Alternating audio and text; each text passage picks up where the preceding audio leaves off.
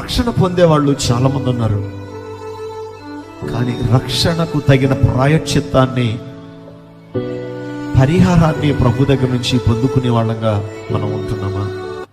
మనం బ్రతకగలుగుతున్నామా? ఎప్పుడైతే జక్కయ్య ఇంటికి ప్రభు వచ్చాడో, జక్కయ్యలో ఒక అద్భుతమైన మార్పు తన జీవితంలో కలగడం మనం చూస్తున్నాం.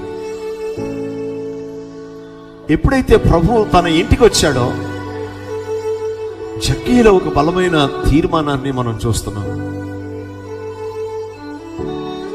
ఎప్పుడైతే ప్రభు తన ఇంటికి వచ్చాడో,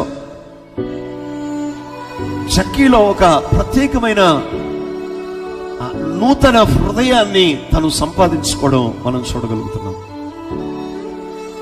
కాగా ఎవడైనను క్రీస్తునందున్న ఎడల వాడు నూతన సృష్టి.